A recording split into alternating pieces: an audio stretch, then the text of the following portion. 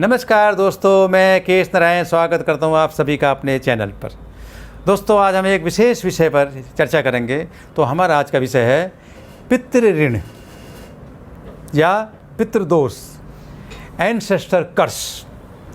दोस्तों, हमारे सामने अक्सर ये विषय आता है, ये क्वेरी हमारे पास में आती है।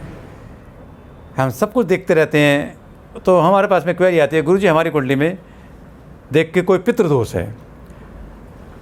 हम भी नॉर्मली पितृदोष पर ज़्यादा फोकस नहीं करते, लेकिन अपनी प्रैक्टिस में हम तब करते हैं कि हमने उसकी सारी दशाएं, महादशाएं, गोचर ट्रांजिट सब देख लिया।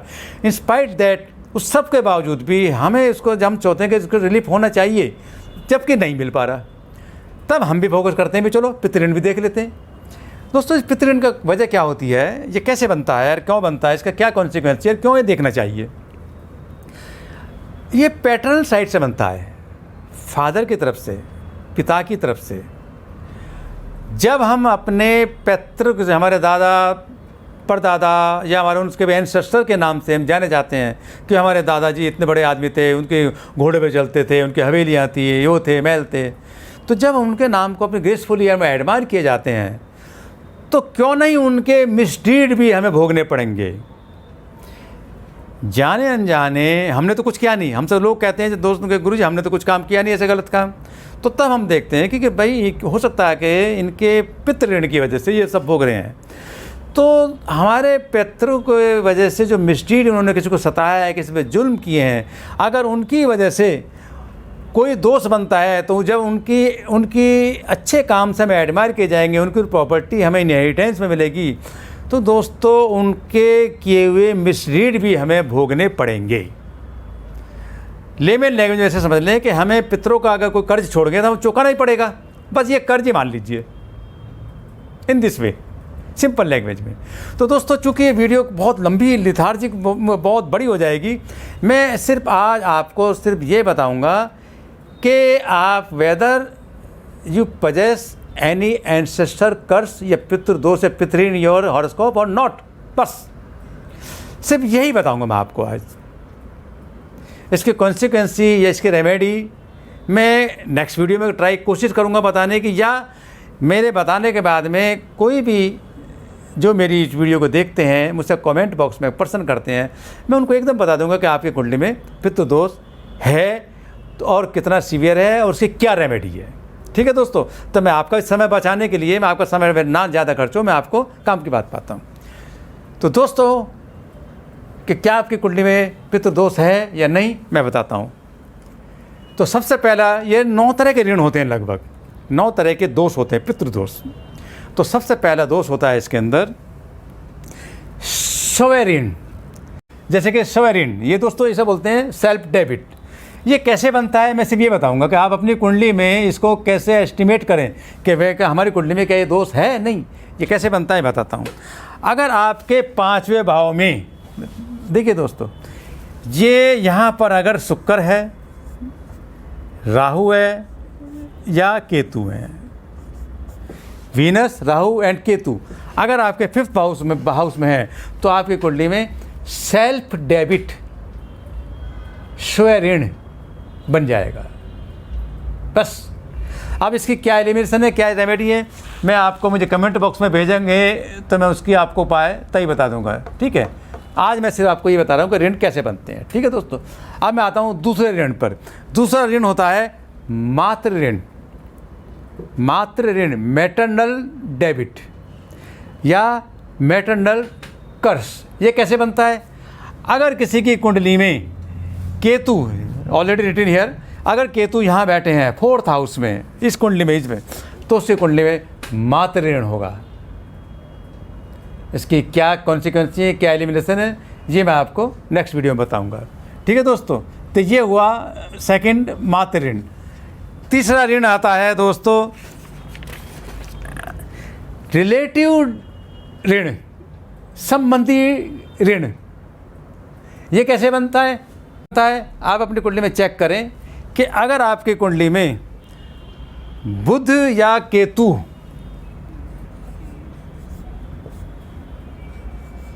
यहाँ बैठे हों या यहाँ बैठे हों, पहले या 8वें भाव में, ठीक है दोस्तों, इसमें ज़रूरी नहीं है दोनों एक साथ हों, आइदर 1 और 2, कोई भी प्लेनेट। अकेला बुध भी बैठा हो तो भी बनेगा, ये केतु बैठा हुआ तो भी बनेगा, और अगर दोनों बैठे तो भी बनेगा। दोनों या दोनों में से कोई एक अगर इस हाउस में और इस हाउस में बैठ जाएंगे, 8वें हाउस में, चेक करना अपनी कुंडली में, तो ये आपकी कुंडली में संबंधी ऋण बना देगा, relative debit, that is also पितृ ऋण। ठीक है दोस्तों, ये भी पितृ ऋण बन जाएगा। ठीक है, अब मैं अगले ऋण पर आता हूँ, सिस्टर डेबिट। सिस्टर बहन या पुत्री, सिस्टर या पुत्री डेबिट, बहन या पुत्री ऋण। ध्यान से सुन रहे हो दोस्तों, बहन या पुत्री ऋण। अब इनको ऋण को या ग्रंथों में कहीं डेबिट भी है कि कर्ज भी है, दोष भी बोलते हैं। ये कैसे बनता है, अपनी अपनी कुंडली में चेक करना। ये ऐसे बनता है दोस्तों, यदि तीसरे और छठे भाव में चंद्रमा बैठे हों, ये चंद्रमा यहाँ हो या यहाँ हो, तो आपकी कुंडली में, नेटिव की कुंडली में बहन पुत्री ऋण पितृदोष बन जाएगा। ठीक है दोस्तों, ये अपनी अपनी कुंडली में आप आइडेंटिफाई कराएं, चेक कराएं, आगे एलिमिनेशन अपने गुरु से कराएं, मुझे कमेंट बॉक्स में भेजें, मैं खुद बता दूंगा आपको। अगले ऋण पे जाता हूं मैं, पितृ ऋण। इसका नाम ही पितृ ऋण है, पैटर्नल डेबिट, पितृ दोष। ये कैसे बनता है, देखिए सर, यदि जन्म कुंडली के दूसरे, 5वें, 9वें, 12वें, दूसरे, 5वें, 9वें, 12वें, ठीक है दोस्तों, ये घर, ये घर, ये घर और ये घर, इनमें दूसरे, 5वें, 9वें, 12वें भाव में अगर शुक्र, बुध या राहु, तीनों या तीनों में से कोई एक भी बैठ जाए, तीनों या तीनों में से कोई भी एक, शुक्र, बुध या राहु पहले और 8वें भाव में आ जाएं, समझ लो कि पैटर्नल ऋण बन चुका है, पितृ दोष आ गए। मैं अगले ऋण पर आता हूं। अगला ऋण है हमारा स्त्री ऋण, वाइफ डेबिट।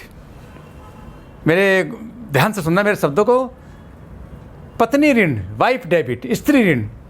ये कैसे बनता है दोस्तों, यदि दूसरे और 7वें भाव में, ध्यान दें, ये दूसरे और 7वां, ये पहली, ये राशि भाव पहले लिखे हुए, इस वाले में और इस वाले भाव में क्या बैठ जाएं, सूर्य, राहु और चंद्रमा। देखिए, अगर यहाँ आपकी कुंडली में सूर्य हो या राहु हो या चंद्रमा हो, सूर्य, राहु या चंद्रमा, तीनों या तीनों में से एक या दो, तीनों बैठ जाएं, एक बैठ जाए, ये हर ऋण पे लगेगा ये रूल जो बताया मैंने, या either of one amongst all planet, तब भी ऋण बन जाएगा। तो स्त्री ऋण बनेगा सूर्य, राहु, चंद्रमा जब यहाँ आ जाएं या यहाँ पे आ जाएं। ठीक है दोस्तों, मैं आपकी सुविधा के लिए यहाँ लिख रहा हूँ, जिससे कि आपको प्रिंट निकालने में, अपने स्नैपशॉट लेने में आसानी रहे।